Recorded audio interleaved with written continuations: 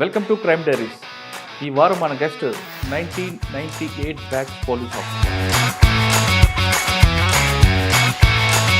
ఎన్ Venugopal Reddy garu, DSP Sangareddy, cyber security ఫోర్స్లో పనిచేస్తున్నారు.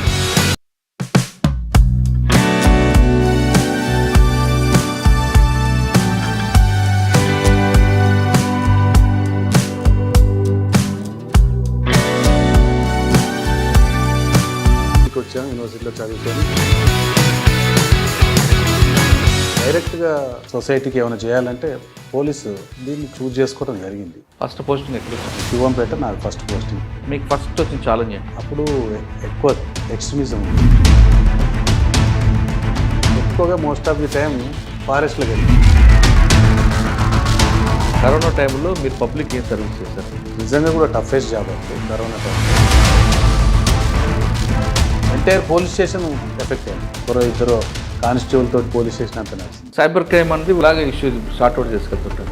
దీని ఎఫెక్ట్ ఎంత అవుతుంది వరల్డ్ వైడ్గా, ఇండియాలో, స్టేట్లో అనేది తెలుసుకోవట్లేదు. విక్టిమ్స్ నేను ఒక్కనే, నా దగ్గర నుంచి ఒకటే డబ్బులు పోయినాయి అన్నట్టుంది. వరల్డ్ వైడ్గా cyber criminals per $8 to $9 trillion కొలగొచ్చు. ఇండియాలో ప్రతిరోజు 35-40 కోట్లు కొలగొచ్చు. ఫెడెక్స్ ఎలాగా కాల్ చేస్తారు, వాడు ఏ విధంగా మోసం చేస్తాడు? ఫెడెక్స్ కొరియర్ ఇక్కడ మీకు పార్సెల్ వచ్చింది, ముంబై ఎయిర్పోర్ట్లో మేము పట్టుకున్నాము. దీంట్లో డ్రగ్స్ ఉంది. You are under digital arrest. మీ బ్యాంక్ స్టేట్మెంట్ షేర్ చేయమంటారు. ఎంత క్రైమ్ జరిగినాక ఎంత తొందరగా కాంటాక్ట్ చేస్తే 1930 కాల్ చేస్తే ఆగిపోయే అవకాశాలు 90%. సైబర్ క్రిమినల్స్ బారిన మనం పడకుండా ఉండాలంటే ఏంటి? మనము అత్యాశ నెంబర్ 1. నెంబర్ 2, మన దాంట్లో ఎనీ లింక్స్ని మనం టచ్ చేయవద్దు. మనం అన్నిటికీ కూడా మొబైల్స్లో మనం అదే ఓటీపీ పెడతాం, జీపేకి అదే పెడతాం, ఫోన్పేకి అదే పెడతాం, వైఫైకి అదే పెడతాం. సాంగ్ సెక్యూరిటీ పాస్వర్డ్లు పెట్టుకోవాలి. మల్టీ అథెంటికేషన్ ఉన్న సెక్యూరిటీ పాస్వర్డ్లు అయిన తర్వాత రికవర్ అవుతుంది అంటారా? రికవర్ ఒకవేళ అయితే ఎన్ని రోజుల్లో బాధ్యతకు డబ్బులు వస్తాయి? ఎంత తొందరగా విక్టిము కాల్ చేస్తారో దాన్నే 0 hour అంటారు. ఆగిపోయే అవకాశాలు 90%.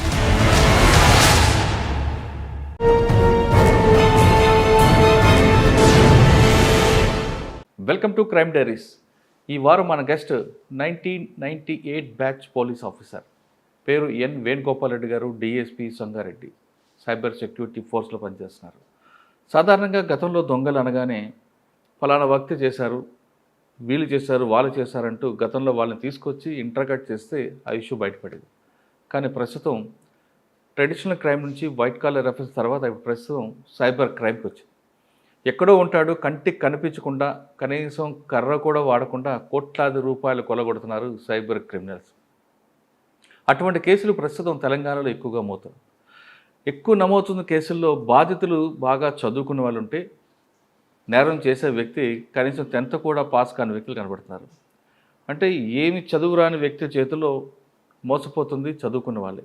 దానికి ప్రధాన కారణం ఏంటి? ఇప్పుడు తెలంగాణ రాష్ట్రంలో సైబర్ క్రైమ్ ఎన్ని రకాలుగా ఉంది?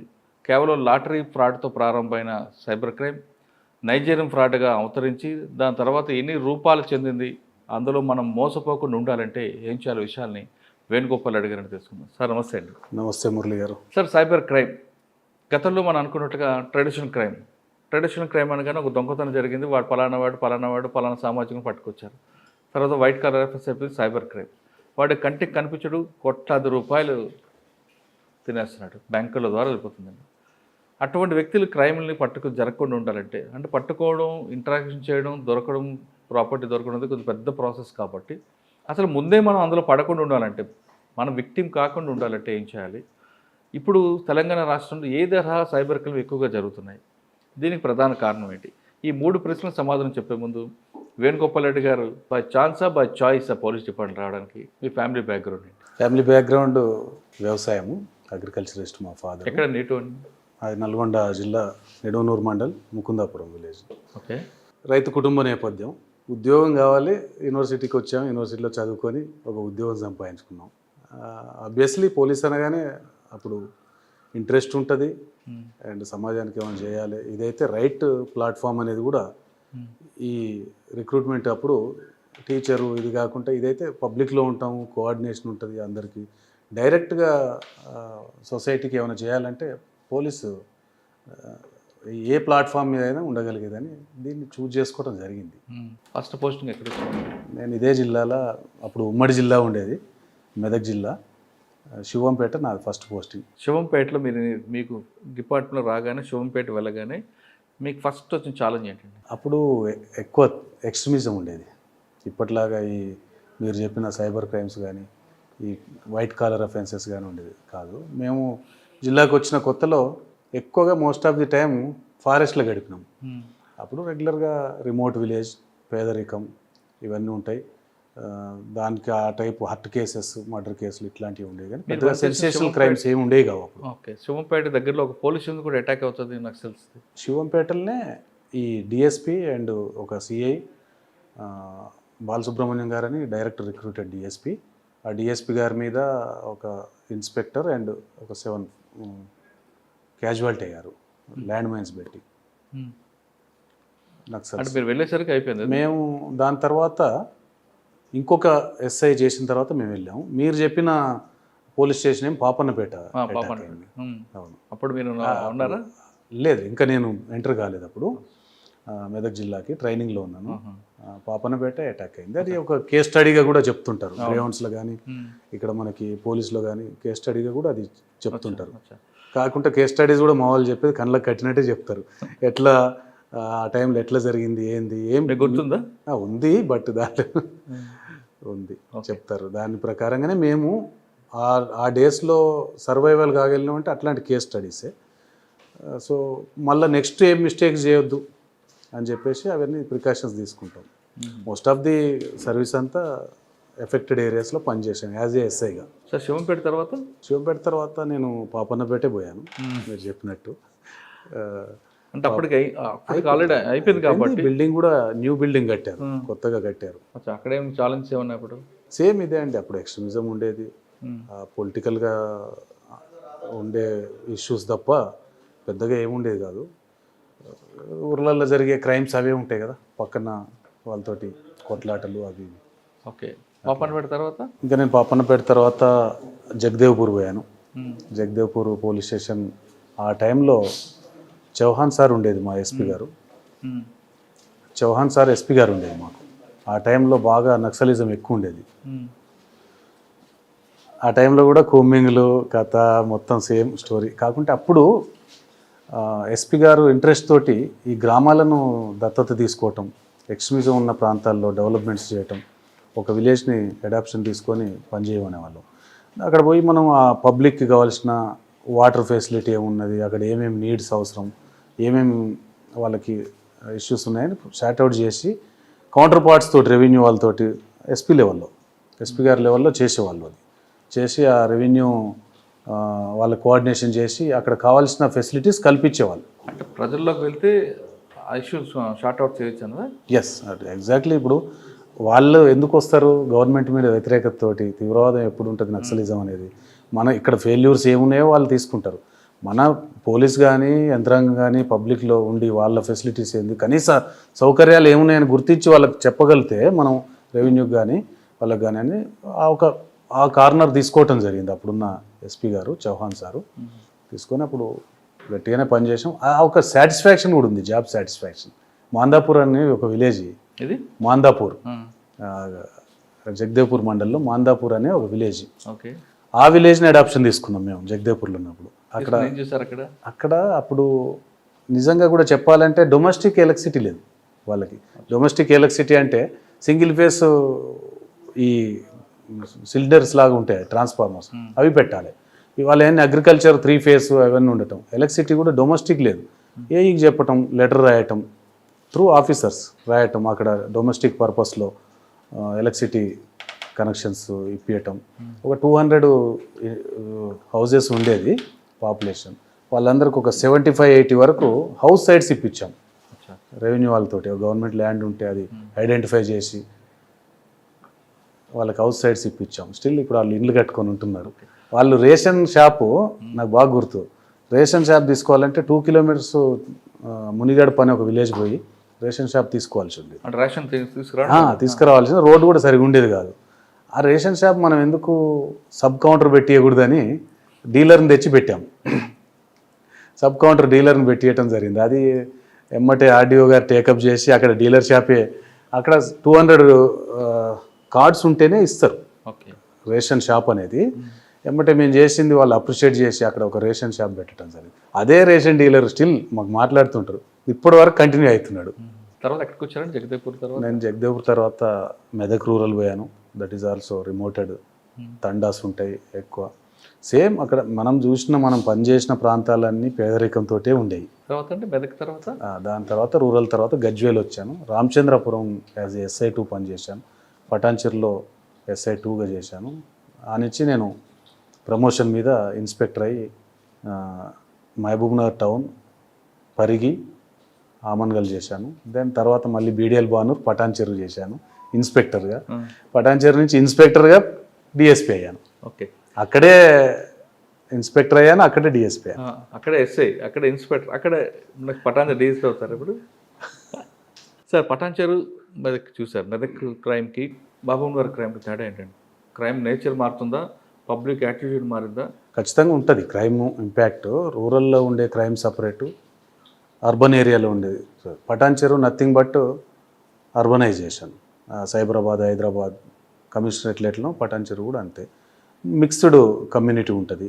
ఇండియా నుంచి మొత్తం ఆల్ ఓవర్ ఇండియా నుంచి లేబర్ కానీ, ఎంప్లాయ్మెంట్ కానీ, ఫ్యాక్టరీస్ ఉంటాయి. ఇట్లా పనిచేయడానికి వస్తారు. ఈ క్రైమ్ ఎక్కువగా ఫ్లోటింగ్ ఏరియా. అదే రూరల్లో అయితే ఆ విలేజర్సే ఉంటారు, అప్పుడప్పుడు వచ్చిపోయే వాళ్ళు ఐడెంటిఫికేషన్ తెలుస్తుంది. ఇక్కడ లక్షల్లో ఉంటారు కాబట్టి క్రైమ్ ఇది సపరేట్. అన్ని రకాల క్రైమ్ జరుగుతుంది. అంటే మీకు మెదక్ క్రైమ్ బాగుందా, మహబూబ్నగర్ క్రైమ్లో మీకు టఫ్ అనిపించింది? అప్పుడు పనిచేసిన ప్రభావం వేరు, ఇప్పుడు వేరు. అప్పటి డేస్ వేరు, ఇప్పుడు వేరు. ఇప్పుడంతా మీరే చెప్పినారు కన్వెన్షనల్ క్రైమ్ పోయి ఇప్పుడు cyber crime, white collar Mahabubnagar జిల్లాలో 3 పోలీసులు పనిచేశారు. రెండు పోలీసులు. మీకు అక్కడ గుర్తున్న మీకు కేసు ఏమంటారు? అక్కడ సెన్సేషనల్ కేసెస్ మీకు నైట్ హెచ్బీలు ఉంటాయి కదా? హెచ్బీలు ఉంటాయి అంతే. టౌన్లో హెచ్బీలు ఉంటాయి. కమ్యూనల్లీ సెన్సిటివ్, అలర్ట్గా ఉండాలి ఎనీ టైం. మీరు డిటెక్ట్ చేసిన కేసులను గుర్తుంది అక్కడ? నేను షార్ట్ టైం చేశాను టౌన్లో. ఆమన్గల్లో చేశాము. ఆమన్గల్ చేసినప్పుడు బాల్నగర్లో ఒక బ్యాంక్ అఫెన్స్ అయి ఉండే. బ్యాంక్ అఫెన్స్ అయినప్పుడు SP గారు టీమ్స్ ఫామ్ చేసినప్పుడు ఆ టీంలో గ్రామీణ బ్యాంక్ APGB బ్యాంక్, దాంట్లో నేను గంగాధర్ ఇన్స్పెక్టర్ ఉండే. అక్కడ గంగాధర్ ఇన్స్పెక్టర్, నేను టీమ్స్ ఫామ్ అయ్యి కొంత పని చేయడం జరిగింది. క్లూస్ కూడా లీడ్ మేమే ఇవ్వగలిగినాం. మురుగన్ అని చెప్పేసి ఒక అఫెండర్, తమిళనాడు. కానీ అన్ఫార్చునేట్లీ అది తర్వాత కాలంలో పరిశోధనలో సైబరాబాద్ పోలీసులు దాన్ని తీసుకోవటం జరిగింది. సైబరాబాద్ వాళ్ళు డిటెక్ట్ చేశారు. అది ఇప్పుడు మురుగన్ వ్యక్తి బ్యాంకులు దొంగతనం చేసి తీసుకెళ్లి చెన్నై వెళ్ళి సినిమాలు తీస్తుంటాడు. అవును, వాళ్ళ మేనల్లుడి కోసం. అవును, మీకు చెప్పాడా అసలు? చెప్పాడు మేనల్లుడి కోసం, కానీ సినిమా తీయలేదు. ఆడు కూడా జైలు పాలయ్యాడు, వీళ్ళు తర్వాత చనిపోయాడు అనుకుంటా. చనిపోయాడు ఎయిడ్స్. తర్వాత మేమే PT వారెంట్ మీద తీసుకొచ్చి ప్రొడ్యూస్ చేసాం బాల్నగర్ కేసులో. దాంట్లో అదొక కేసు. తర్వాత ఎక్కడికి వచ్చారు? మళ్ళీ మెదక్ వచ్చారా? అదే సంగారెడ్డి, బానూరు వచ్చాం. బానూరులో ఏముంటుందండి కేసులు? Banuru light police station. Civil matters ఎక్కువ ఉంటాయి, ల్యాండ్ డిస్ప్యూట్స్ ఎక్కువ కదా బానూరు. ఇష్యూస్ ఉంటాయి. ల్యాండ్ డిస్ప్యూట్స్లో ఉన్న దాంట్లో పోలీస్ ఏం చేయలేదు. ల్యాండ్ డిస్ప్యూట్స్ ఏది ఉంటే రికార్డ్ పరంగా అది చేస్తారు. రెవెన్యూని బాగా పాటు చేసి తీసుకుంటాం.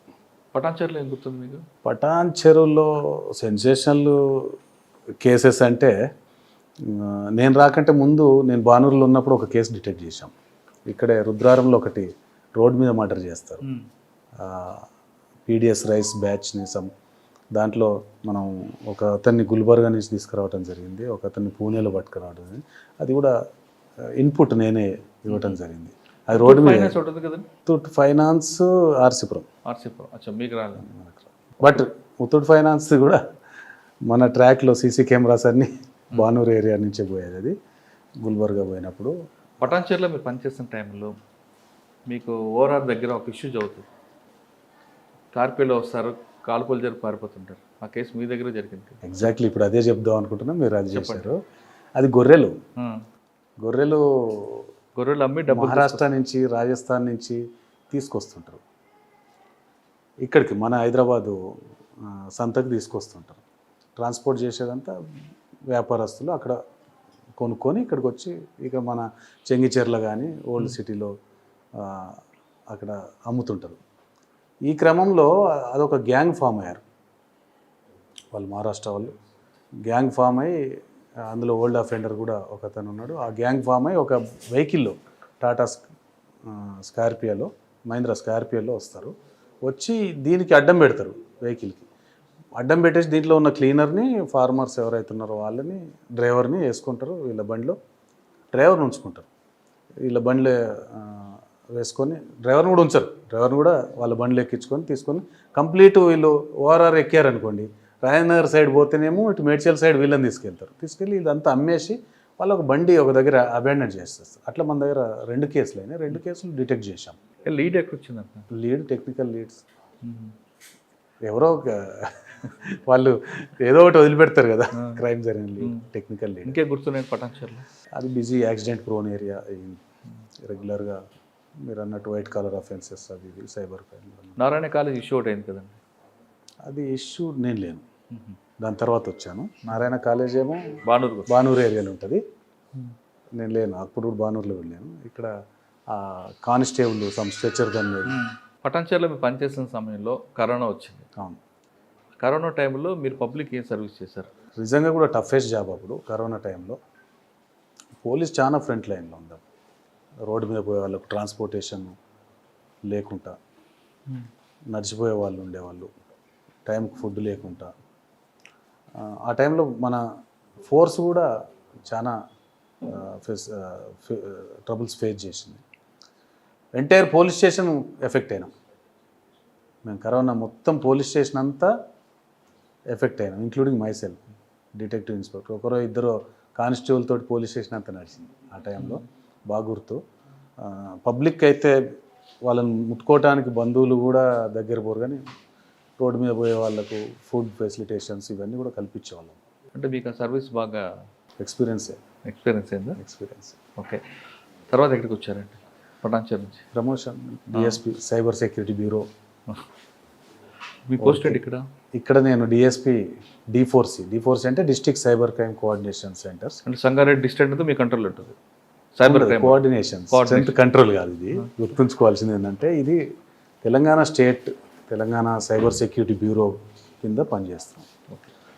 సైబర్ సెక్యూరిటీ బ్యూరో సెటప్ ఎట్లా ఉంటుందంటే, అక్కడేమో హెడ్ ఆఫీసు మన సిటీ కమాండ్ కంట్రోల్లో ఉంటుంది, డైరెక్టర్, 2 SPలు అండ్ సెటప్ ఉంటుంది. డిస్ట్రిక్ట్స్లో 6 other then try commissionerates 6 commissionerates ఉంటాయి. 6 కమిషనరేట్లో CCPSలు ఉన్నాయి. డిస్ట్రిక్ట్స్లో D4C సెంటర్స్ ఉన్నాయి. D4Cలో నేను డిఎస్పీగా ఉన్నాను, ఇన్స్పెక్టర్ గారు, ఇంకా ఇతర సిబ్బంది ఉంటారు ఇక్కడ. ఓకే, ఇక్కడ జరిగే సైబర్ క్రైమ్ పోలీస్ స్టేషన్లు ఏమేమి నమోదవుతున్నాయి, ఏమేమి కోఆర్డినేషన్ చేయాలి, మేమేమి వాళ్ళకి లాజిస్టిక్స్ ప్రొవైడ్ చేయాలి, మేము వాళ్ళకి ఏమి ఇన్పుట్ ఇవ్వాలి, లీడ్ ఏమి ఇవ్వాలి, వాళ్ళకి అన్ని సలహాలు D4C నుంచి SP గారి కోఆర్డినేషన్ తోటి ఇస్తుంటాం. సార్, మామూలు క్రైమ్ అనుకోండి, ట్రెడిషనల్ క్రైమ్ అనగానే పలానా వాడు తెలుస్తుంది. సైబర్ క్రైమ్ అనేది వాడు అక్యూజ్డ్ నోన్ కాదు, దీన్ని కంప్లీట్గా టెక్నాలజీ మీద వెళ్ళాలి. వెళ్ళిన తర్వాత కూడా పట్టుకోవడం కష్టం, పట్టుకున్న తర్వాత కూడా రికవరీ ఇంకా కష్టం. ఇంత హడిల్స్ ఉన్నప్పుడు ఎలాగ ఇష్యూ సార్ట్అవుట్ చేసుకెళ్తుంటారు? సైబర్ క్రైమ్ మీరన్నట్టు ఇప్పుడు క్వశ్చన్లో ఉన్నది, ఆన్సర్లో ఉంది. మీరు వేసిన క్వశ్చన్లోనే ఆన్సర్ ఉంది. ఇప్పుడు దీనికంటే ముందు ఏం చెప్పాలంటే, నేను సైబర్ క్రైమ్ గురించి అంటే ఎంఓ గురించి మన తర్వాత వెళ్దాం, ఇందులో కొంచెం డిస్కస్ చేద్దాం. సైబర్ క్రైమ్ ఎంఓ చెప్పట్లేదు, సైబర్ క్రైమ్ గురించి చెప్పాలంటే ఇప్పుడు దీని ఎఫెక్ట్ ఎంత అవుతుంది వరల్డ్ వైడ్గా, ఇండియాలో, స్టేట్లో అనేది తెలుసుకోవట్లేదు. విక్టిమ్స్ నేను ఒక్కనే, నా దగ్గర నుంచి ఒకటే డబ్బులు పోయినాయి అన్నట్టుంది. ఇది వరల్డ్ వైడ్గా లార్జెస్ట్ ఎకానమీ ఉన్న కంట్రీ ఏముంది? అమెరికా ఉంది. లార్జెస్ట్ జీడిపి ఉన్న కంట్రీ అమెరికా ఉంది.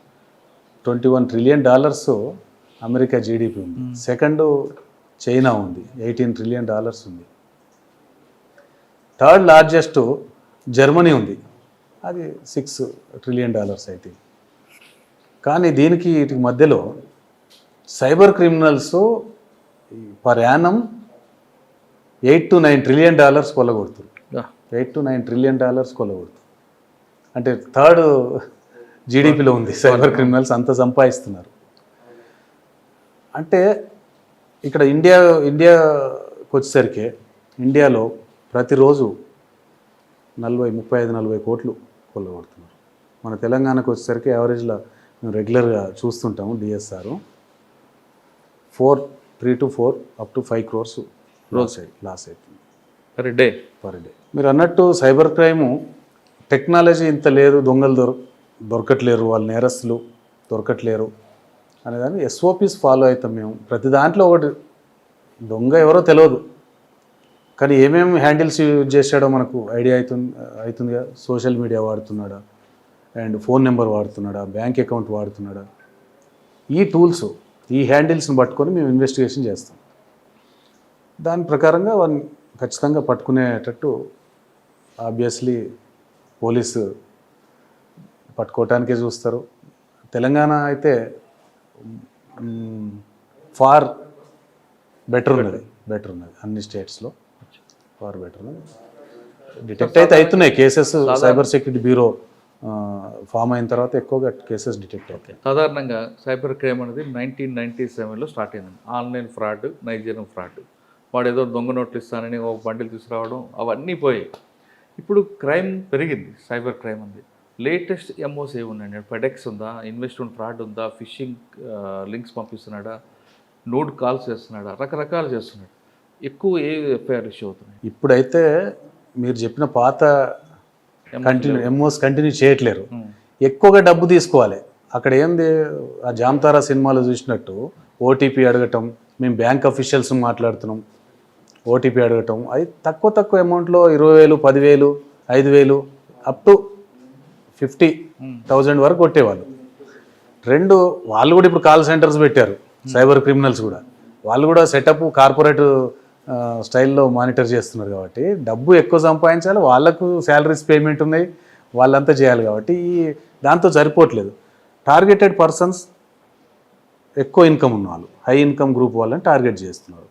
దాన్ని చేయాలంటే ఈ ఓటీపీలు చెప్పి ఇట్లాంటివి అయితే సరిపోదు. అందుకనే ట్రెండింగ్ ఎక్కువ ఎక్కడ లక్షల్లో కొట్టాలి, కోట్ల వరకు వెళ్ళిపోవాలి అనేది చూసి మీరు చెప్పినట్టు FedEx, investment fraud, business fraud, trading, stock trading మెలకువలు చెప్పటం, స్టాక్ ట్రేడింగ్లో భాగస్వామ్యం చేయటం, ఇది ఎక్కువగా ట్రెండింగ్లో ఉంది. ఈ లోన్ది కూడా మళ్ళీ స్టార్ట్ అయింది ఈ మధ్యన. లోన్ది కోవిడ్ టైంలో ఎక్కువగా ఫైనాన్షియల్ ప్రాబ్లమ్స్ ఉంది, లోన్ల మీద డిపెండ్ అయ్యేవాళ్ళు. అప్పుడు ఎక్కువగా ఈ లోన్ది జరిగేది. ఇప్పుడు లోన్ది కూడా మళ్ళీ ఇప్పుడు ట్రెండింగ్ నడుస్తుంది. సంగారెడ్డిలో ఎక్కువ ఏమి కనిపిస్తుందండి? ఏ తరహా నేరం? సంగారెడ్డిలో ఇప్పటివరకు ఎఫెక్ట్ అయ్యే ప్రాంతాలు, ఏ తరహా వాళ్ళు అనే ముందు ఎఫెక్ట్ అయ్యే ప్రాంతాలు Ameenpur, Patancheru, BDL up to Sangareddy rural town వరకు ఉన్నారు. అక్కడ ఉన్నాయి employees, software either private income groups ఉన్నాయి, ఇన్కమ్ సంపాదించే వాళ్ళు ఉన్నారు ఇక్కడ సంగారెడ్డిలో. కాబట్టి ఆబ్వియస్లీ క్రిమినల్స్ టార్గెట్ కూడా ఇన్వెస్ట్మెంట్ ఫ్రాడ్, డబ్బులు ఉన్నాయి కాబట్టి, అండ్ స్టాక్ ట్రేడింగ్, డబ్బులు ఉన్నాయి కాబట్టి, ఫెడెక్స్ భయంతో డబ్బులు ఉన్న వాళ్ళని భయపెట్టడం చేయటం, ఈ ట్రెండింగే అవుతుంది. మీరు అన్నట్టు ఆ ఓటీపీ ఫ్రాడు, ఈ కేవైసీ ఇవన్నీ కూడా ఒక 1 year బ్యాక్ అయిపోయినాయి, ఇవి నడుస్తున్నాయి. సార్ ఫస్ట్ ఫెడెక్స్ వాటి ఎలాగా కాల్ చేస్తారు, వాడు ఏ విధంగా మోసం చేస్తాడు, మనం ఆ మోసంలో పడిపోకుండా ఉంటే ఏం చేయాలి? ఫెడెక్స్ అనేది ఒక కొరియర్ సంస్థ, ఇంటర్నేషనల్లో ఉన్న ఒక ప్రముఖమైన కొరియర్ సంస్థ. సో అందరికి తెలిసింది అది. ఇక్కడ ఒక 2-3 రకాలు ఉన్నాయి ఇందులో. ఒకటేమో ఫెడెక్స్ కంపెనీ నుంచి కాల్ చేస్తున్నాం మేము, ఫెడెక్స్ కంపెనీ మీద రైడ్ అయింది, నార్కోటిక్స్ బ్యూరో వాళ్ళు రైడ్ చేశారు, అన్నీ చెక్ చేసినారు. అందులో ఈ ఒక పార్సిల్లో కాంట్రాబ్యాండ్ దొరికింది, ఉంది. అది ఎండిఎంఏ అని ఒక ఐటమ్ ఉంది, లేదంటే గంజాయి ఉంది, లేకుంటే హెరాయిన్, కొకైన్ ఇది ఉందని చెప్పేసి మాకు వాళ్ళు చెప్పినారు. మీకు వచ్చింది ఇది, దీని మీద మీ ఫోన్ నెంబర్ ఉంది, మీ ఆధార్ నెంబర్ ఉంది, అన్నీ ఉన్నాయి అని కాల్ చేస్తారు. కాల్ చేయగానే తను ప్యానిక్ అవుతాడు. ఇది ఒకటి.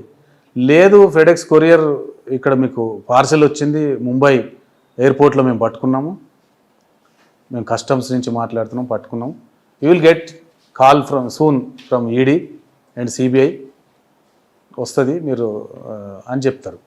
ఎమ్మటే వీళ్ళు పెట్టేగానే ఒక కాల్ వస్తుంది, మేము సిబిఐ మాట్లాడుతున్నాము, ఇక్కడ ముంబైకి ఎయిర్పోర్ట్కి మీ పార్సిల్ వచ్చింది, దీంట్లో డ్రగ్స్ ఉంది, నిషిద్ధ పదార్థం ఉంది అని చెప్పేసి వాళ్ళ కాల్ వస్తాయి. You are under digital arrest. నువ్వు డిజిటల్ అరెస్ట్లో ఉన్నావు. నువ్వు మా కంట్రోల్లో ఉన్నావు. ఆ రూమ్ని నువ్వు వదిలిపెట్టిపోవద్దు. ఏదున్నా మాకు కావాల్సిన డేటా ఇవ్వాలి. మీ బ్యాంక్ స్టేట్మెంట్ షేర్ చేయమంటాడు, మీ ఆధార్ షేర్ చేయమంటాడు, మీ పాన్, ఇంకా అందులో మీ కొన్ని పాస్పోర్ట్స్ ఉన్నాయి, కొన్ని ఏటీఎం కార్డులు ఉన్నాయి, కొన్ని పాన్ నెంబర్లు ఉన్నాయి, ఇంటర్నేషనల్ ట్రాన్సాక్షన్స్ ఉన్నాయి, ఈడీ కూడా ఇన్వాల్వ్ అయింది, ఇవన్నీ స్టేట్మెంట్స్ అని చెప్పి మన నుంచి సగం డేటా తీసుకుంటాడు. మనం రూమ్ నుంచి వెళ్ళనియాడు విక్టిమ్ని. రూమ్ నుంచి వెళ్ళకుండా దాంట్లోనే పెట్టి ఒక రకమైన భయానికి గురి చేస్తారు. అది నిజమేనేమో, మీరు ఇమ్మీడియట్ రావాలి, ముంబైకి రావాలని కూడా వాళ్ళు చెప్తారు. వీళ్ళు రావడానికి కూడా రెడీ అవుతారు. అంత కాకుండా మేము కొంత వెసులుబాటు టైం కల్పిస్తాం. అమౌంట్ డిమాండ్ చేస్తాడు. 10 లక్షలు 20 లక్షలు స్టార్ట్ చేస్తారు. ఉన్న వాళ్ళు అయితే ఇచ్చుకున్నవి చాలా మంది ఉన్నాయి. రీసెంట్గా 50 lakhs 1 crore కూడా ఇచ్చి, ఒక విక్టిమ్ అయితే బ్యాంకుకు పోయి కూడా డ్రా చేసి కూడా బ్యాంకుకు పోయి ఆర్టీజీఎస్ చేసి వచ్చి రూమ్లోకి వచ్చి ఆలోచించి దిస్ ఇస్ ఎ ఫ్రాడ్ అని 1930 కాల్ చేయటం. 1 కోటి రూపాయలు ఎగ్జాక్ట్లీ ఇంటాక్ట్గా ఆగిపోయినాయి హైదరాబాద్ సిటీ బ్యూరో. చాలా నైట్ అంతా పనిచేశారు దాంట్లో. అక్కడ హోల్డ్ కావటం జరిగింది, రీఫండింగ్ కూడా కావటం జరిగింది. కొంతమంది ఎమ్మటే వాళ్ళు అవగాహనకు వచ్చి మనం విక్టిమైజ్ అయ్యామంటే ఎమ్మటే కాల్ చేస్తారు, లేకుంటే విక్టిమైజ్ అయిపోతున్నారు. ఇదొక ఫెడెక్స్ స్కామ్లో అయితే ఇదే జరుగుతుంది. సార్, అటువంటి కాల్స్ వచ్చినప్పుడు మనం ఎలా దాని నుంచి బయటపడాలి? అసలు మనకి సంబంధం లేదు అది. యాక్చువల్గా దీంట్లో మనం ఎక్కడ కొరియర్కి మనకు రావట్లేదని తెలుసు, మన బ్యాంక్ ట్రాన్సాక్షన్స్ కానీ ఫెయిర్ ఉన్నాయని తెలుసు. ఒక భయపడాల్సిన అవసరం లేదు. నాకు తెలిసి అయితే అట్లాంటి కాల్స్ వచ్చినప్పుడు ఎవరికైనా తెలిసిన వాళ్ళకి పెట్టేసేయాలి. వాళ్ళు ఎంత పెడతారంటే ఇప్పుడు ఇమీడియట్లీ వీడియో కాల్కి రమ్మంటారు, స్కైప్ డౌన్లోడ్ చేసుకోమంటారు, స్కైప్ లేదంటే స్కైప్ డౌన్లోడ్ చేసుకుంటారు. అంటేనే ప్రెషర్ పెడుతున్నారు. పోలీస్ అయితే అంత ప్రెషర్ పెట్టదు. ఈడీ కానీ, పోలీస్ కానీ, సిబిఐ కానీ, నార్కోటిక్ బ్యూరో కానీ, డిఆర్ఐస్ కానీ ఎవ్వరు ప్రెషర్ పెట్టరు. ఒకటి ఆలోచించాలి, కామన్ సెన్స్ ఉపయోగించాలి. ఆ టైంలో ప్యానిక్ కావద్దు. ఒక 2 నిమిషాలు సరిపోతుంది ఇది ఫేక్ కాల్ అని తెలుసుకోవటానికి. అంతే, జాగ్రత్తగా ఉండాలి అంతే. మీరు ఇందాక చెప్తున్నట్లుగా మన ఫోన్ నెంబర్లు, మన ఆధార్ నెంబర్లు, పాన్ నెంబర్లు అడిగి తీసుకుంటుంటాడు. అంటే వాడు మన ద్వారా చెప్పించుకుంటాడా, లేదు మన డేటా ఆల్రెడీ వాడి దగ్గర ఉంటుందా? మన డేటా 2-3 రకాలుగా ప్రైవేటు వెబ్సైట్లలో దొరుకుతుంది. మనం ఇచ్చే డేటా ఉంటుంది, షాపింగ్ మాల్స్లో కానీ ఉంటుంది, ఇంటర్నెట్లో ఏదైనా మనం ఎన్రోల్ అయ్యేటప్పుడు మన డేటా అంతా ఇస్తాము. మన ఆధార్ కార్డు, మన పాన్ కార్డు, బ్యాంకు డీటెయిల్స్ కూడా ఎన్రోల్ అయ్యేటప్పుడు, సబ్స్క్రైబ్ చేసుకునేటప్పుడు డేటా ఇస్తాం. ఇంకా పోతే కొన్నిసార్లు మనం ఇచ్చిన డేటాను స్టార్టప్ కంపెనీస్ ఉంటాయి, ఆ స్టార్టప్ కంపెనీస్లో కూడా తీసుకుంటారు. ఆ స్టార్టప్ కంపెనీస్ కొన్ని రోజులకు మూసేస్తారు. డేటా డిఫరెంట్ మార్కెట్లో వెబ్సైట్లకు పోయి అది డార్క్ వెబ్సైట్లకు కూడా పోతుంది ఇప్పుడు. సో డేటా మనం ఇచ్చేదే, మనం తీసుకునేదే, వాళ్ళకి మనకు తెలియకుండా ఇస్తున్నాం. ఈవెన్ షాపింగ్ మాల్ కూడా పోతే అది ఎంత రాసిన దాకా మనకు బిల్ చేయడు. అవసరం లేదంటే కూడా ఇన్సిస్ట్ చేస్తాడు. సార్, ఒకటి ఫెడెక్స్ చెప్పారు, ఇంకా ఇంకొక తరహా ఇన్వెస్ట్మెంట్ ఫ్రాడ్. చెప్పండి. Job fraud, investment fraud. వీటిలో జాబ్ ఫ్రాడ్ అయితేనేమో పార్ట్ టైం జాబ్ కావాలా మీకు, మీరు పని చేస్తున్నా పర్లేదు, ఏదైనా పార్ట్ టైం జాబ్ రోజుకి 4 నుంచి 5 వేలు సంపాదించవచ్చు అంటారు పార్ట్ టైం జాబ్. ఇది ఇన్స్టాగ్రామ్లో, ఫేస్బుక్లో, సోషల్ మీడియా ప్లాట్ఫామ్స్లో ఇవి హోస్ట్ అయి ఉంటాయి. వాళ్ళు దాన్ని నథింగ్ బట్ ఇది ఫిషింగే. వేసినా ఎవరన్నా దొరికినోడు దొరుకుతాడు. వేలల్లో లక్షల్లో చూసినా విక్టిమ్ ఒక 3-4 చాలు వాళ్ళకి. చూసినప్పుడు ఆ క్లిక్ చేస్తారు. ఆ లింక్ క్లిక్ చేయగానే ఈయనని వాట్సాప్కో, టెలిగ్రామ్కో అది టర్న్ చేసేస్తారు. దాంట్లో ఒక 200-300 మంది గ్రూప్లో యాడ్ అయి ఉంటారు already. He's also one of the member in that group, WhatsApp కానీ టెలిగ్రామ్ కానీ. ఆ గ్రూప్లో వేరే వాళ్ళందరూ చాటింగ్ చేస్తుంటారు. నేను ఈరోజు ఇంత సంపాదించిన, అంత సంపాదించిన, ఇతనికి ఏదో సంథింగ్ జరుగుతుంది అక్కడ అనుకుంటాడు. ఇతనికి దాంట్లో మెసేజ్ వస్తుంది, hi, how can I help you అని అంటాడు. I need a part time job as per ఆ లింకులో చూపించినట్టు అని ఈయన అంటాడు. ఓకే, ఫస్ట్ మీరు ఒక పార్ట్ టైం జాబ్ అంటే ఒక లింక్ ఇస్తారు, దాంట్లో రివ్యూస్ రాయండి, రేటింగ్ ఇవ్వండి, ఏదో స్టార్ హోటల్స్కో లేకుంటే ఏదైనా కంపెనీకో అడుగుతారు. నేను అంతా చేస్తుంటాడు.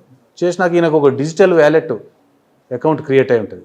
ఈ అకౌంట్లకి అతను పని చేసినందుకు, ఇన్ని లైకులు చేసినందుకు, ఇంత దాన్ని రివ్యూస్ రాసినందుకు ఇతనికి 400, 500 ఆ రోజు 2-3 వేలు వేస్తారు.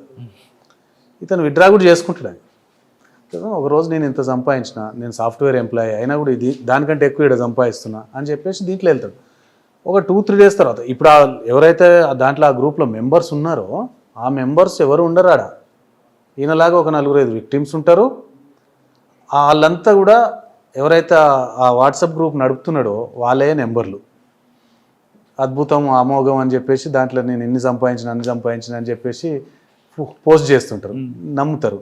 దాని తర్వాత అలా సడన్ ఒక 2-3 డేస్కి మీరు ఇన్వెస్ట్ చేయండి బాగుంటుందని చెప్తారు. ఇది ఇన్వెస్ట్మెంట్.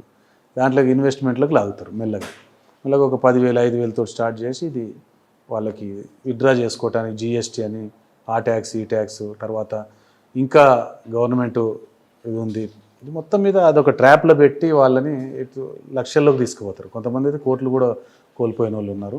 ఫైనల్గా వాళ్ళు రియలైజ్ అయ్యేంత వరకు తెలియదు వాళ్ళు ఆ ట్రాప్లో ఉన్నారు. వాళ్ళు ఎవరికి చెప్పుకోరు కూడా. ఇదే ప్రాబ్లం ఏంటంటే చెప్పుకుంటే వాళ్ళు మన పక్క వాళ్ళు ఏడ సంపాదిస్తారు అన్నట్టు ఉంది వీళ్ళకు. రీసెంట్గా చూసిన క్రైమ్స్ అన్నీ కూడా మామూలుగా పెద్ద పెద్ద సాఫ్ట్వేర్ ఎంప్లాయీస్, కార్పొరేట్ వాళ్ళు, డాక్టర్సు, ఇంజనీర్లు, పారిశ్రామికవేత్తలు వీళ్ళే ఎక్కువ కోల్పోతున్నారు. హై ఇన్కమ్ వాళ్ళని టార్గెట్ చేస్తున్నారు. మళ్ళీ ముఖ్యంగా సాఫ్ట్వేర్ ఎంప్లాయీస్ వాళ్ళు సైబర్ సెక్యూరిటీకి ధీటుగా సబ్జెక్ట్ ఉన్నవాళ్ళు, డాష్బోర్డ్లు చేసేవాళ్ళు వాళ్ళే, యాప్లు చేసేవాళ్ళు వాళ్ళే, వెబ్సైట్లు క్రియేట్ చేసేవాళ్ళు వాళ్ళే.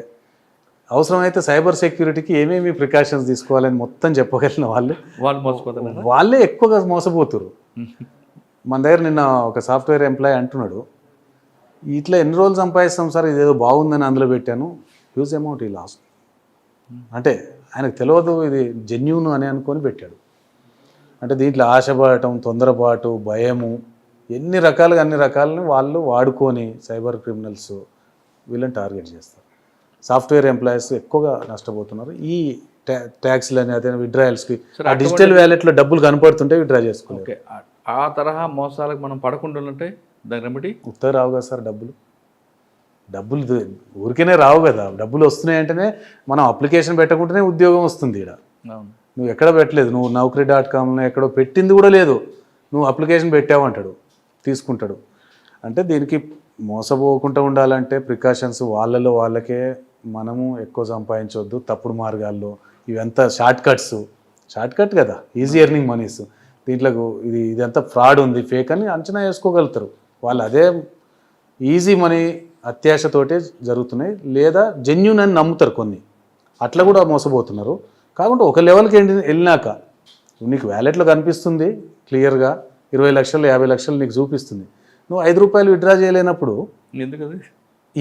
నువ్వు ఎందుకు రియలైజ్ కావట్లేవు? సో ఎప్పుడు కూడా మనం చాలా ఇట్లాంటివన్నీ ఇంత వైడ్ పబ్లిసిటీ ఇస్తుంది, గవర్నమెంట్ ఇస్తుంది, బ్యూరో ఇస్తుంది, వేరే ఎన్జిఓస్ ఇస్తున్నారు, కార్పొరేట్ సెక్టర్ అందరు ఇస్తున్నారు, ఇచ్చినా మోసపోతున్నారు. సార్ ఇన్వెస్ట్మెంట్ ఫ్రాడ్ తర్వాత ఇంకొక తరహా మోసం జరుగుతుంటుంది. అదే ఇప్పుడు ఇవన్నీ హై ఇన్కమ్ గ్రూప్ వాళ్ళని పెడతారు. ఏది investment fraud, FedEx, job fraud, ఇవన్నీ కొంచెం డబ్బులు ఎక్కువ ఉన్న డేటా అంతా తీసుకొని 10 lakhs ఏవో ఎవరికి అవి కూడా టార్గెట్ చేస్తారు. అదే ఇంకా మిడిల్ క్లాస్ వాళ్ళకి ఇప్పుడు ఏపీకే ఫైల్ పంపటం, క్యూఆర్ కోడ్ బ్యాంకులు పంపిస్తుంటాయంటే ఏపీకే ఫైల్ అని బ్యాంక్స్ పంపవు. ఏ బ్యాంకు కానీ ఏ గవర్నమెంట్ ఆఫీషియల్స్ కానీ ఏపీకే ఫైల్స్ పంపవు. ఇప్పుడు జరిగేది ఏంటంటే ట్రెండింగ్ క్రైమ్ తీసుకుంటారు వాళ్ళు, ట్రెండింగ్ సబ్జెక్ట్ తీసుకుంటారు. సైబర్ క్రిమినల్స్ ఏం చేస్తారు, ఏదైతే ట్రెండ్ నడుస్తుంది, రుణమాఫీ నడుస్తుంది, మన రుణమాఫీ టైంలో బ్యాంకు రుణమాఫీ ఇస్తుంది, గవర్నమెంట్ రుణమాఫీ ప్రకటించింది, బ్యాంకు వస్తాయి. ఆ టైంలో గవర్నమెంట్ అఫీషియల్స్ అడిగినట్టు, బ్యాంక్స్ అడిగినట్టు ఒకటి ఫైల్ పంపిస్తారు, ఏపీకే ఫైల్ పంపుతారు. రీసెంట్గా యూనియన్ బ్యాంక్ అని, ఎస్బీఐ బ్యాంక్ అని చెప్పేసి రైతులే కాదు అందరికి పోతాయి మెసేజ్. ఒకరికి ఒక ఫైల్ ఏం చేస్తుంది, ఒక కస్టమర్, ఒక క్లయింట్కి పంపిస్తారు, ఒక ఎవరో ఫోన్ ఉన్నవాడికి పంపిస్తారు. పంపగానే అతను ఏం చేస్తాడు, ఇది రుణమాఫీ సంబంధించిందని ఓపెన్ చేస్తారు. ఓపెన్ చేయగానే ఈయన వాట్సాప్ నుంచి మెసేజ్లు ఆయన గ్రూప్లో, ఆయన లింకులో, ఆయన కాంటాక్ట్లో ఎన్ని ఉంటే అన్నిటికీ ఆ ఏపీకే ఫైల్ వెళ్ళిపోతుంది. ఈయన వాట్సాప్ అది డీయాక్టివేట్ అయిపోతుంది, నడవదు. దీంతో ఏంది, ఈయన ఫోను వాళ్ళే కంట్రోల్ వెళ్ళిపోవటం, వీళ్ళ యూపీఐ ఐడీస్ కానీ అవి కానీ దొరికిపోవటం, వీళ్ళ పాస్వర్డ్లు దొరికిపోవటం, ఇట్లా అందరికీ వెళ్ళిపోతాయి. ట్రెండింగ్ ఏది ఉంటే దాన్ని ఆ సబ్జెక్ట్ని పట్టుకొని ప్రధానమంత్రి కిసాన్ యోజన ఇది ఒకటి, రీసెంట్గా ప్రజావాణిలో కంప్లైంట్ చేసేటోళ్ళే కూడా వాళ్ళు డేటా తీసుకొని వాళ్ళకు కూడా పంపటం, స్టేటస్ దాని గురించి. ఈ ఏపీకే ఫైల్ అనేది, ఏపీకే ఫైల్ అంటేనే అనాథరైజ్డ్ ఫైల్, మనకు తెలియంది దాన్ని క్లిక్ చేయొద్దు, దాన్ని క్లిక్ చేసినా దాన్ని యాక్సెప్ట్ చేయొద్దు, దాన్ని చేస్తే మన ఫోన్ వాళ్ళ కంట్రోల్కి పోతుంది. Okay, APK file. APK file. Next nude calls వస్తుంటాయి, సడన్గా వీడియో కాల్ వస్తుంది. Nude calls, video call on చేయగానే ఒక లేడీ నుంచి మాట్లాడుతుంటారు, ఒక 10 నిమిషాల తర్వాత పోలీసులను ఫోన్ చేస్తుంటారు. నిజమేనంటారు, అది ఫాల్స్ అంటారు? 100% జరుగుతుంది ఆ క్రైమ్. న్యూడ్ కాల్స్లో ఎట్లుంటుందంటే 2 రకాలు ఉంటాయి. వీళ్ళు విక్టిమ్స్ ఎక్కువగా ఫోన్ సైట్స్ బ్రౌజ్ చేస్తుంటారు, ఆ డేటా కూడా వీళ్ళు ఏమేమి బ్రౌజ్ చేస్తున్నారు ఎవరెవరు అని చెప్పేసి తీసుకొని అట్లాంటి వాళ్ళని టార్గెట్ చేయటం. రెండోది నార్మల్గా ఫోన్ నెంబర్ల మీద కాల్ వచ్చేస్తుంది, వీడియో కాల్ వస్తుంది, డైరెక్ట్ వీడియో కాలే వస్తుంది. ఆ వీడియో కాల్ వచ్చినప్పుడు వీళ్ళు ఆన్ చేస్తారు, ఆ నెంబర్లు కూడా తీసుకుంటారు వాళ్ళు. లేడీస్కి అయితే జెంట్స్కి అయితే లేడీస్, ఇట్లా జరుగుతుంది. Most of the victims male. ఇందులో లేడీస్ నుంచి వచ్చినట్టు ఒక కాల్ వస్తుంది, ఈయన ఆన్సర్ చేస్తాడు, మాట్లాడుతుంది. కొద్దిసేపు అయిన తర్వాత మెల్లమెల్లగా ఫస్ట్ దీంట్లో వాట్సాప్ మెసేజో టెలిగ్రామ్ మెసేజ్ వస్తాయి, hi how are you, chat చేసిన తర్వాత లెట్స్ చాట్ అని దాంట్లోకి తీసుకెళ్తారు వీళ్ళను. సెక్సువల్గా పోదాం అని చెప్పేసి ఆ మూడ్లోకి తీసుకుపోగానే వీళ్ళు ఓకే అని చెప్పేసి అంటారు. వీడియో కాల్ వస్తే డైరెక్ట్ వచ్చినవి ఉంటాయి, ఇట్లా చాట్ చేసినవి ఉంటాయి. వీళ్ళు తర్వాత అడ్రస్ గమ్మంటారు, వీళ్ళను చేస్తారు. చేసిన తర్వాత అవతల వాళ్ళు ఏదో ఫోన్ సైట్లో ఉన్న వీడియోని పెడతారు వీళ్ళకు. వాళ్ళేమి డైరెక్ట్ అడ్రస్ గారు, ఫోన్ సైట్లో ఉన్నవి తీసుకొచ్చి వీళ్ళకి పెడతారు. పెట్టగానే వీళ్ళు అడ్రస్ అవుతారు. అడ్రస్ అయ్యి వీళ్ళు ఆ టెంప్ట్లో వెళ్ళిపోతారు. అది వాళ్ళు వీడియో చేస్తారు, వీడియో రికార్డ్ చేసి అది కట్ అయిన తర్వాత వీడియో ఇతనికే పంపుతారు. పంపేసేసి బి అలర్ట్, నేను ఇది నువ్వు డబ్బులు ఇవ్వకుంటే నేను నీ ఫ్రెండ్స్కి నీ రిలేటివ్స్కి, ఈయనదంతా ఉంటుంది ఆల్రెడీ చాట్లో, ఈయన కాంటాక్ట్స్ అన్నీ ఎలో అయి ఉంటాయి, అన్నీ చేసి ఉంటుంది. సో వాళ్ళకి పంపటం, పరువు పోద్ది అని చెప్పేసి ఉన్న కాడికి వదిలించుకుంటారు వీళ్ళు. అట్లా కొంతమంది సూసైడ్ చేసుకున్న వాళ్ళు కూడా ఉన్నారు. ఆ వీడియో తీసిన తర్వాత పోలీస్ అని కూడా పోలీసుకొని ఫోన్ చేస్తుంటారు. పోలీస్ నెక్స్ట్ ఒక అమ్మాయిని నువ్వు వేధించినావు, వాళ్ళు కంప్లైంట్ చేసినారు అని చెప్పేసి పోలీస్ అని కూడా Delhi police, Mumbai police call చేస్తున్నావు, ఎందుకు ఇదంతా అని చెప్పేసి అది చెప్పుకోలేని సబ్జెక్ట్ ఇది. ఫస్ట్ ఎంత ఉంటే అంటే ఓడిపించుకుంటారు. కొంతమంది కంప్లైంట్ కూడా చేయరు. ఇది ఎంతవరకు అంటే దీన్ని సూసైడల్ వరకు కూడా వెళ్ళిపోతుంది. సార్ అటువంటి వీడియో కాల్ వచ్చినప్పుడు ఏం చేయాలి మనం? +92 అనేది ఎక్కువ కాల్స్ వస్తాయి. చాలా అవేర్నెస్ ఇస్తున్నారు అన్ని ఆర్గనైజేషన్స్, పోలీసు రెగ్యులర్గా అవేర్నెస్. వీడియో కాల్ వచ్చినప్పుడు వీడియో వాళ్ళు దానికి ఇన్సిస్ట్ చేస్తారని తెలుసు కదా, కట్ చేయొచ్చు కదా, చెయ్యము, టెంప్ట్ అవుతారు వీళ్ళు. అంటే వీడియో కాల్స్ వచ్చినప్పుడు నార్మల్గా చెప్పే విధానం ఏంటంటే వీడియో కాల్ కెమెరా ఆఫ్ పెట్టుకొని అటెండ్ కండి అని చెప్తారు. నేనైతే అది సజెస్ట్ చేయను, ఇల్లీగల్. దాన్ని ఎమ్మటే కట్ చేయాలి, మనకు తెలుస్తున్నప్పుడు కట్ చేయాలి. ప్రికాషన్స్ ఇట్లాంటివి ఎక్కడ కూడా మనము ఆ వెబ్సైట్లు ఉంటాయి కదా, అఫీషియల్ వెబ్సైట్ కాకుండా వేరే ప్రైవేట్ వెబ్సైట్లలో ఏమి సెర్చ్ చేయొద్దు. సెర్చ్ చేస్తే డేటా పోతుంది, డేటా పోయినప్పుడు వాళ్ళ దగ్గర ఉంటుంది. కాల్ ర్యాండమ్గా వచ్చే కాల్స్ కూడా మనము ఇవన్నీ ఫేక్ కాల్స్, ఫ్రాడ్ కాల్స్ అని చెప్పేసి అర్థం చేసుకొని ఉండాలి. ఓకే, మీరు చెప్పారు 4 మోడల్ చెప్పారు. ఇంకా ఎక్కువ ట్రెండింగ్ ఏమవుతుంది? మీరు ఒక క్లాస్ పీపుల్కి చెప్పారు, మిడిల్ క్లాస్కి లోవర్ క్లాస్కి కూడా టార్గెట్ చేస్తున్నారు కదా, ఏ తరహా నేరాలు జరుగుతుంటాయి? లోవర్ క్లాసెస్ ఎక్కువ ఎఫెక్ట్ కావట్లేదు ఈ మధ్య. ఫోన్ మామూలు డమ్మీ ఫోన్ కాబట్టి కావట్లేరు, అయినా లోన్స్ తీసుకుంటారు. అందుకే మళ్ళీ ఈ మధ్య ట్రెండింగ్ లోన్ యాప్ ఫ్రాడ్స్ వస్తున్నాయి. లోన్స్ తీసుకుంటారు వీళ్ళు, అవసరానికి 2000, 5000 లోన్ తీసుకోవడం జరుగుతుంది. అప్పటికప్పుడు ఇన్స్టంట్ లోన్ యాప్స్ ఉంటాయి, లోన్ యాప్స్కి వెళ్తారు. లోన్ యాప్కి వెళ్ళినప్పుడు ఇన్స్టాల్ చేసుకునేటప్పుడు అంతా మనం ఎలో అంటాం, పర్మిటెడ్ ఎలో, మన కాంటాక్ట్స్, మన మొత్తం డీటెయిల్స్ వాళ్ళకి ఇచ్చేస్తున్నాం. కొన్ని జెన్యూన్ లోన్ యాప్స్ ఉంటాయి, కొన్ని జెన్యూన్ ఆర్గనైజేషన్ వాళ్ళు ఏం సఫర్ చేయరు, వీడు ఇన్ టైంలో కడతారు. కట్టని ఏముంటాయి, కట్టినా కూడా ఈ ఫేక్ లోన్ యాప్స్ వాళ్ళు నువ్వు ఇంకా ఇవ్వు, నువ్వు ఇంకా టైం ఫస్ట్ ఇవ్వటమే వాళ్ళు కట్ చేసుకొని ఇస్తారు.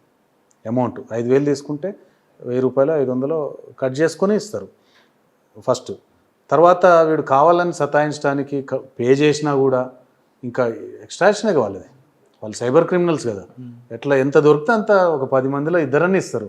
సో వాడిని టార్గెట్ చేయటము, నువ్వు ఇయ్యలేదనటం, మనం ఎలో చేసినప్పుడు అన్నీ మన కాంటాక్ట్స్, మన ప్రొఫైల్ పిక్చరు అన్నీ. ఇంకోటి వీడియో తీసుకుంటారు కొంత, లోన్ యాప్లో లోన్ ఇచ్చేటప్పుడు మన వీడియో తీసుకుంటారు వాళ్ళు. ఆ వీడియోని మార్ఫింగ్ చేయటం, దాన్ని న్యూడ్ చేసి సర్క్యులేట్ చేస్తామని బెదిరియటం, ఇట్లా చేసుకుంటారు. ఇది మిడిల్ క్లాసు. ఏపీకే ఫైల్స్ ఒకటి, ఓటీపీ ఫ్రాడ్స్, ఇవన్నీ మిడిల్ క్లాస్ టార్గెట్ చేసుకుంటారు. ఓఎల్ఎక్స్ ఫ్రాడు, లేకుంటే ఫేస్బుక్లో ఆర్మీ అని చెప్పేసి ఈ ఫ్రాడు మిడిల్ క్లాస్ వాళ్ళని టార్గెట్ చేస్తారు. ఓకే, సైబర్ క్రిమినల్స్ బారిన మనం పడకుండా ఉండాలంటే ఏం చేయాలి? మనము అత్యాశ పోవద్దు, నెంబర్ 1. నెంబర్ 2, మన దాంట్లో ఉన్న ఎనీ లింక్స్ని మనం టచ్ చేయొద్దు, మనం ఓటీపీలు ఇవ్వద్దు, పాస్వర్డ్లు ఇవ్వద్దు, షేర్ చేయొద్దు. ముఖ్యంగా ఇక్కడ ఓటీపీ పాస్వర్డ్ చాలా ఇంపార్టెంట్. మనం అన్నిటికీ కూడా మొబైల్స్లో అదే ఓటీపీ పెడతాం, జీపేకి అదే పెడతాం, ఫోన్పేకి అదే పెడతాం, వైఫైకి అదే పెడతాం, డేట్ ఆఫ్ బర్త్ పెట్టుకుంటాం, లేకుంటే 1 2 3 4 ఇవి పెట్టుకుంటాం. వైఫై కూడా స్ట్రాంగ్ సెక్యూరిటీ పాస్వర్డ్లు పెట్టుకోవాలి, మల్టీ అథెంటికేషన్ ఉన్న సెక్యూరిటీ పాస్వర్డ్లు పెట్టుకోవాలి.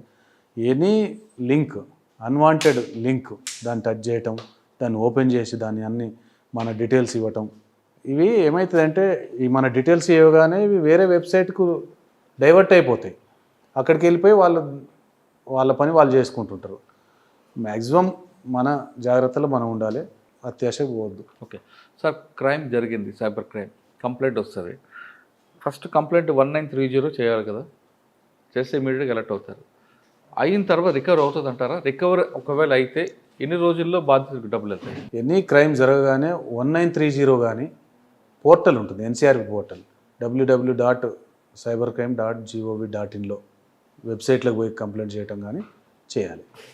దీన్ని ఇప్పుడు ఒక క్రైమ్ జరిగినప్పుడు ఒక అఫెండరు ఒక 10 లక్షలు ఒక దగ్గర తీసుకున్నాడు, కొట్టేసినంటే ఉంచడు. 10 అకౌంట్స్లకు 1 lakh పంపుతాడు. పంపగానే 10 ATM సెంటర్స్ దగ్గర రెడీగా ఉంటారు. అవన్నీ కరెంట్ అకౌంట్స్ పెట్టారు వాళ్ళు కూడా, వాళ్ళేమో ఎస్బీఐ అకౌంట్స్లలో లేరు. కరెంట్ అకౌంట్స్ పెట్టి 1 lakh లిమిట్ ఉంటుంది కాబట్టి డ్రా చేస్తారు, లేదా థర్డ్ లేయర్కి ట్రాన్స్ఫర్ చేస్తారు. సో ఎంత క్రైమ్ జరిగినాక ఎంత తొందరగా విక్టిము కాల్ చేస్తారో దాన్నే 0 hour అంటారు. ఇమ్మీడియట్లీ కాంటాక్ట్ చేస్తే 1930 కాల్ చేస్తే ఆగిపోయే అవకాశాలు 90% ఉన్నాయి. అది కూడా దానికి ఇంత టైం అని చెప్పలేము. First 1 hour is affected hour, golden hour. So అందులో 10 నిమిషాలలో కూడా వెళ్ళిపోతాయి. సో కాబట్టి ఫస్ట్ 1 hourలో చేస్తే మనకి రిజల్ట్ ఉంటుంది. హోల్డ్ అవుతాయి నెక్స్ట్ అకౌంట్లలో, ఎక్కడైతే ట్రాన్స్ఫర్ చేయారో అక్కడ హోల్డ్ అవుతాయి. ఈ హోల్డ్ అయిన అమౌంట్ను మళ్ళీ పోలీసు కోర్టు నుంచి వాళ్ళకి రీఫండింగ్ ఇప్పిస్తున్నారు. దాంట్లో ఇప్పుడు మా డైరెక్టర్ మేడం షికాగో మేడం వచ్చిన తర్వాత హైకోర్టు వెళ్ళి స్టేట్ లీగల్ సర్వీస్ అథారిటీ వాళ్ళతోటి మాట్లాడి ఎస్ఓపిస్ ఇప్పించి, డిస్ట్రిక్ట్ లీగల్ సర్వీస్ అథారిటీస్ వాళ్ళకి ఎస్ఓపి సర్క్యులేట్ చేసి 25,000 బిలో ఎవరైతే హోల్డ్ అయినాయో వాళ్ళకి వితౌట్ ఎఫ్ఐఆర్ లోక్ అదాలత్లో సెటిల్ చేయడానికి మంచి ప్రోగ్రామ్ ఇది. ఇంకా డిలే లేకుండా దానికి రీఫండింగ్ చేపిస్తున్నారు. మిగతా అయితే ఎఫ్ఐఆర్ అయ్యి చేస్తున్నారు. As early as possible, within no time పెడితే 100% కంప్లైంట్ చేస్తే అయిపోతుంది. ఫ్రీ చేయని అమౌంట్ మీరు బిలో 25 ఇంటూ లోక్ అదాలత్లో వితౌట్ ఎఫ్ఐఆర్ ఇష్యూ చేపిస్తున్నారు. అబోవ్ 25,000 అనుకోండి, ఆ ఫ్రీ చేయని అమౌంట్ టైం ఎంత పడుతుందండి? ఇది మనము 1 month అయితే ఈజీగా అవుతుంది నాకు తెలిసి. ఎందుకంటే ఇది హోల్డ్ కాగానే మనం బ్యాంక్ స్టేట్మెంట్ తీసుకోవాలి. విక్టిమ్ నుంచి ఏ బ్యాంక్ అకౌంట్కి పోయింది ఆ బ్యాంక్ అకౌంట్ స్టేట్మెంట్ తీసుకుంటాం. మళ్ళీ అతనికి సర్వ్ చేయాలిగా నోటీస్, నీ అకౌంట్లకు ఇన్ని డబ్బులు వచ్చినాయి, దానికి రీజన్ ఏంది, ఎక్స్ప్లెయిన్ విత్ ఇన్ 1 week. దానికి ఒక రిమైండర్ ఇవ్వాలి. It will take 15 days 20 days అవుతుంది. దాని తర్వాత వాళ్ళు జెన్యూన్ అయితేనేమో నాకు వాళ్ళ నుంచి వచ్చేది ఉంటే ఇచ్చినారంటారు, లేదంటే ఆన్సర్ అయ్యారు. దాని తర్వాత డ్యూ కోర్స్ మనం కోర్టులో ఫైల్ చేయాలి. ఇప్పుడు ఒకవేళ 1,00,000 రూపాయల అమౌంట్ నేను ట్రాన్స్ఫర్ చేస్తాను, ఆ 1,00,000 ఎక్కడి నుంచి వచ్చిందనే విషయం నేను ఎక్స్ప్లెయిన్ చేయాలి మీకు, రైట్? ఫ్రీ చేయిన తర్వాత ఖచ్చితంగా అక్కడ ఇన్కమ్ ట్యాక్స్ వస్తుంది కాబట్టి మాకు వద్దురా బాబు ఈ డబ్బులు అనుకునే వాళ్ళు కూడా ఉంటారు కదా. మీరు అన్నది అది సిస్టమ్ దాంట్లో అవాయిడ్ చేయడానికి. కానీ అతను జెన్యూన్ అయితే జెన్యున్ అయితే తీసుకుంటారు. ఎక్కడి నుంచి జెన్యున్ కాకుండా బ్లాక్ మనీ నేను ట్రాన్స్ఫర్ చేశా, మీరు నాకు డీటెయిల్స్ కావాలంటారు. నేను డీటెయిల్స్ చెప్తే ఇన్కమ్ ట్యాక్స్ నా ఇంటికి తలుపు కొడతాడు. ఇవన్నీ తలనొప్పి ఎందుకని బ్లాక్ వదిలేస్తారు. అటువంటి అమౌంట్ ఏం చేస్తారు? I don't think so. నేను ఇప్పుడు మనం మాట్లాడేది సైబర్ క్రిమినల్ దొంగతనం చేసింది ఒక విక్టిమ్ నుంచి వచ్చిన డబ్బులు కదా. అవును, ఇక్కడ అవును. క్రిమినల్ దగ్గర డబ్బులు తీసుకురావడం అనేది ఫ్రీజ్ చేస్తారు, మీరు పక్కా చేస్తారు. కంప్లైంట్ డబ్బులు ఇచ్చినప్పుడు నీ అకౌంట్లోకి ఇంత డబ్బులు వచ్చాయి, నువ్వు ట్రాన్స్ఫర్ చేస్తావు కదా, నీకు ఎక్కడి నుంచి వచ్చాయని క్వశ్చన్ చేస్తారు కదా మీరు కూడా, కంప్లైంట్ కూడా. అవును, కంప్లైంట్ ఏం చేయము, సరే, అది మన డ్యూటీ కాదు. విక్టిము మనం ఈ పార్ట్నే, అది there is a separate wings. Agency enter అవుతుంది కదా, ఐటీ ఉన్నది కదా మనకి. అదే అన్నా, అదేం లేదు, అది ఫ్రీ రిజిస్ట్రేషన్స్ ఎంకరేజ్ చేస్తాం. అంటే బిలో 25 అయితే మీరు ఇమీడియట్ ప్రాసెస్ చేస్తాం. మన జిల్లాలో ఇప్పుడు 250 రీసెంట్ లాస్ట్. మీ దగ్గర సంగారెడ్డి జిల్లాలో ఎన్ని ఎఫ్ఐఆర్లు ఉంటాయి, ఎంత రికవరీ ఉంటుంది? రికవరీ మీన్స్ మనం ఇప్పుడు అదే రికవరీ అంటే పోలీస్ అరెస్ట్ చేసి రికవరీ చేస్తే రికవరీ. ఫ్రీజ్ అమౌంట్ ఇప్పుడు మనకి ఈ ఇయర్లో ఇప్పటికే 2000 ఫస్ట్ హాఫ్ ఇయర్కి మనం 6 monthsకి 2000 కంప్లైంట్స్, 2100 కంప్లైంట్స్ రేజ్ అయినాయి. ఇక్కడ అమౌంట్ మన దగ్గర 15 to 18% ఫ్రీజ్ అవుతుంటుంది. ఫ్రీజ్ అమౌంట్ ఎక్కువ అంటే ఇన్వెస్ట్మెంట్ ఫ్రాడ్ అవుతుందా అంతా? ఇన్వెస్ట్మెంట్ ఫ్రాడే ఎక్కువ. ఫెడెక్స్ కూడా చాలా మందికి అవేర్నెస్ వస్తుంది. ఇదంతా just before I got call CBI me number మరో 2 గంటల్లో డిస్కనెక్ట్ అయిపోతుంది, ఫర్ ఫర్దర్ డీటెయిల్స్ ప్రెస్ 9 అన్నాడు. ఇక్కడే మీరు ఇక్కడికి వచ్చే ముందే నేను ప్రెస్ 9 చేసిన తర్వాత అదేం లేదు, రింగ్ అయింది, అది ఎక్కడ పోయిందో తెలియదు, ఏమైందో తెలియదు. తర్వాత 30 minutesకి నాకు ఒక కాల్ వచ్చింది, I'm from CBI officer, me phone number నుంచి ఇల్లీగల్ యాక్టివిటీస్ జరుగుతున్నాయి, మీ ఫోన్ నెంబర్ నుంచి అని ఇట్లాంటి కాల్స్ వస్తాయి. మీ ఫోన్ నెంబర్ను టెర్రరిస్టులు వాడుతున్నారు, మీరే ఉన్నారు. నాది కట్ అయింది, టెల్ మీ అని గట్టిగా మాట్లాడేసరికి అది కట్ అయింది. ఉన్నది నెంబర్ కూడా చూడవచ్చు, +222 అని సమ్ ఏదో విపిఎన్ నుంచి మాట్లాడినట్టున్నారు. సో ఈ క్రైమ్ కూడా అవేర్నెస్ వస్తుంది కాబట్టి దీంట్లో కాదు, ఎక్కువగా investment fraud, business, trading plus ఉద్యోగం.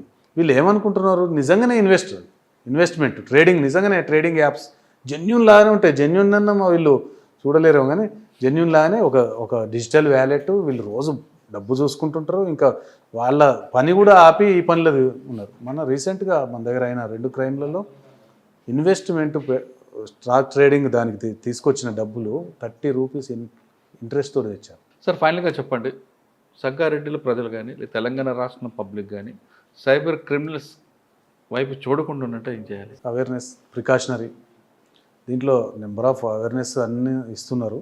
పోలీస్తో పాటు ఎన్జిఓస్ ఇస్తున్నాయి, మీలాంటి మీడియా అవేర్నెస్ ఇస్తున్నారు.